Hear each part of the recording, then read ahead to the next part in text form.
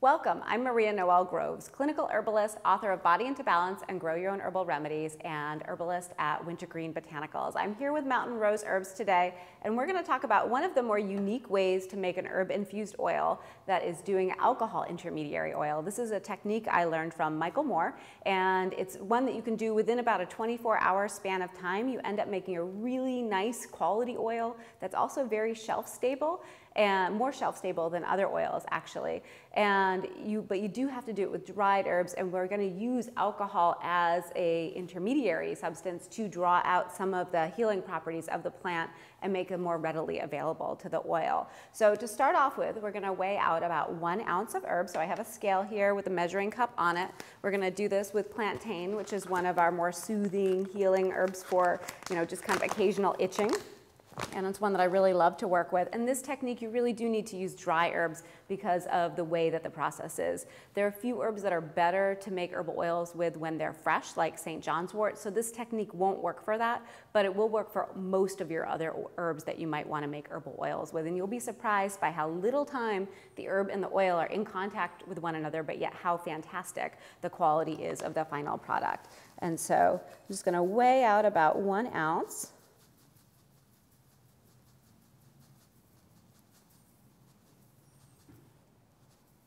Go. And it doesn't have to be perfectly exact. As Michael Moore would often say, this isn't lab science, it's herbology, but approximately 1 ounce. And then we're going to grind that up into a coarse powder. And you can use whatever grinding equipment you have. It doesn't need to be perfectly powdered. So I'm using a bullet, and that's usually what I use at home as well. But you can use a regular blender, you can use a coffee grinder, whatever you have on hand will work for that. So I'm going to shove that in here. For some of our fluffier herbs, like I love to do a variation of this technique for calendula, and they're so fluffy that sometimes if you do the whole ounce at once, it doesn't really grind very well. So for that, I might break it up and do like a ½ ounce and then do the other ½ ounce. For this, it's actually dense enough that I think it'll work in one fell swoop. So we're going to make a little bit of noise here as we grind this up.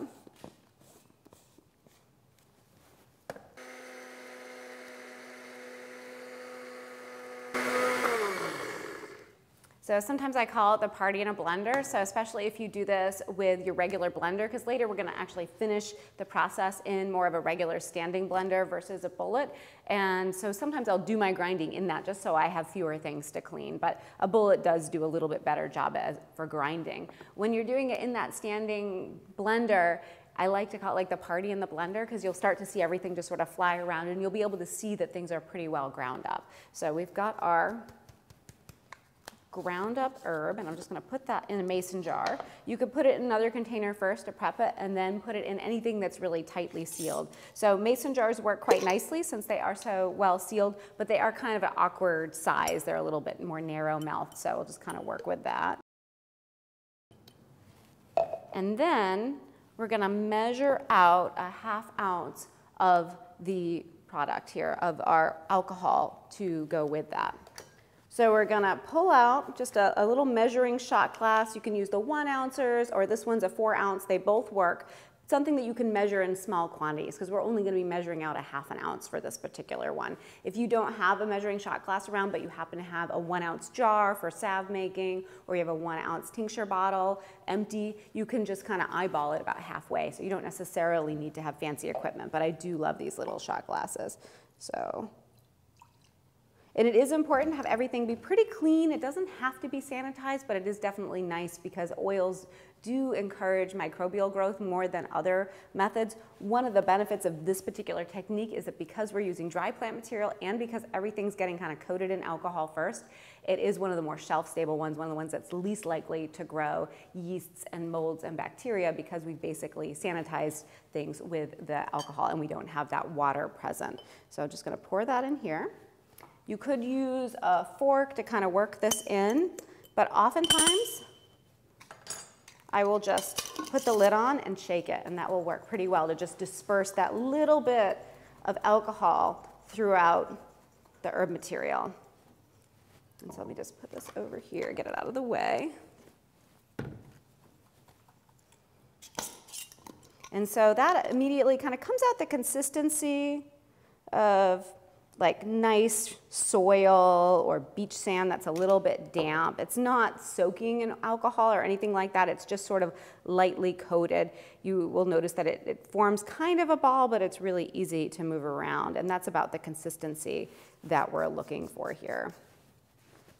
And now, this is just gonna be set aside. I like to give it at least 24 hours to really let the alcohol do its job. Alcohol is such a better solvent for extracting most of our properties of plants, and so it does a really good job here than the oil does, and it'll just kind of pull things out to bring them to the surface, and then later when we go to blend this with the oil, it'll readily give those properties right over to the oil, and it just comes out really nicely. So we'll give it about 24 hours, and then we'll come back and finish up this process.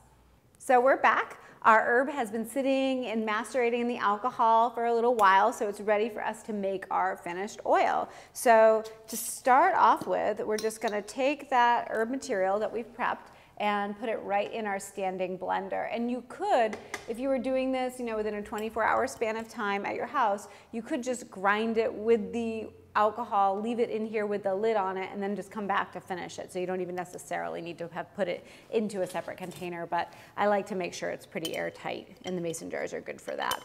So we'll just kind of get all that in there.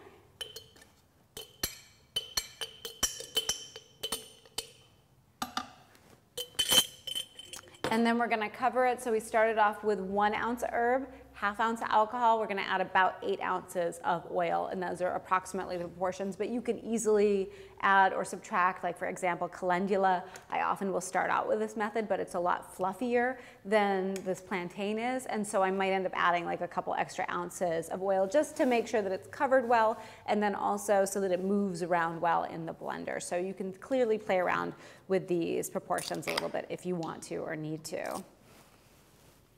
So we're going to use our olive oil or whatever oil you're choosing to use, and I'm going to do about 8 ounces of that, which is about half of this bottle.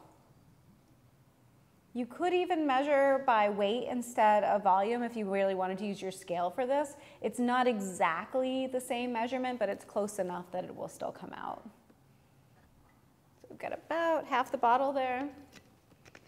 And then you're going to turn on your blender and you're going to blend for about 5 minutes or so. You're going to blend until things start to get really warm. This is a really good way to kill your blenders over time, but it works well for a remedy, so it makes a lot of noise. So you can do this if you're very sensitive to you can even wear the ear protection as you're doing it, but we're just going to let it blend for a while, and then we'll come back and strain it out after a few minutes when it gets warm.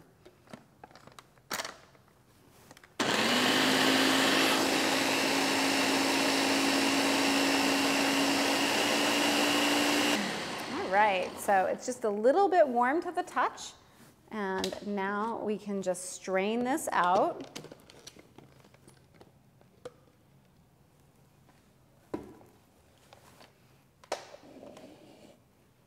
And to strain it out, I like to use kind of a wide one. You can use a Pyrex like this so you can measure. It's nice to be able to see, but really any big bowl will work. And then a nice good sized strainer that fits on top of that. And then I will cover that with some cheesecloth. You could also use muslin cloth. Something that's got a tight weave will actually work even better, but the oil will never wash out, so anything that you might want to reuse doesn't work for this. This is something that you really kind of need to throw out when you're all done. We're just going to kind of pour that through here. And then I'm going to use my hands to really squeeze it out. And you can do this with your bare hands for sure, but I'm going to use gloves because it just makes the whole process a little bit less messy, because working with oil and doing this, you'll get it all over your hands.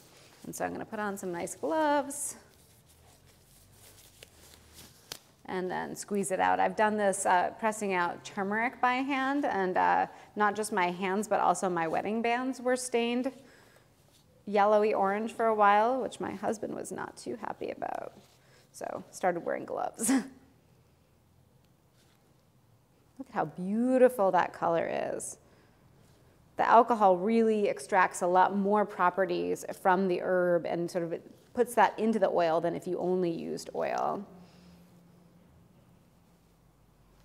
And when I'm doing calendula, I start with a pretty similar technique, but instead of straining it out right away, I'll pour all that slop right into a jar, and then I'll do the heat method for a couple hours to a couple days, and then I'll strain it out. And that just seems to get just a little more out of the calendula, which benefits from a little bit of heat, but also extracts with that alcohol intermediary process as well. But almost all other herbs besides calendula and St. John's wort I do via just this plain method.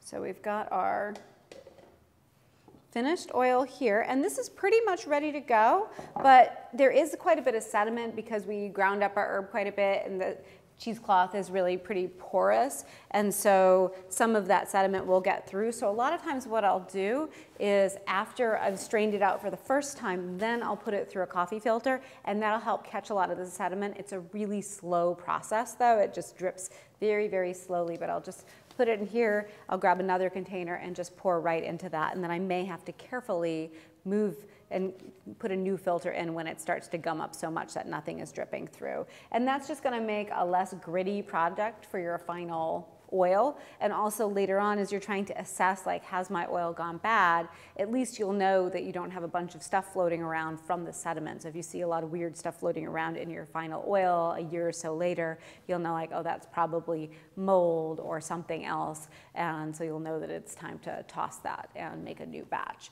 But this is our herbal oil, really lovely. You can use this as is, straight on the skin. Sometimes I'll combine it with herbal liniments and I'll shake them up really well and then apply them to the skin that way. And then you can certainly go ahead and make a salve or make a cream and use your herbal oil as part of your ingredients for that. But this is your basic oil. It'll keep, especially this one, should keep for at least a year, sometimes longer, as long as it's in a cool, dark, dry spot, and great to work with for all sorts of different skin healing recipes. So I hope you have a great time with this, and happy herbal adventures.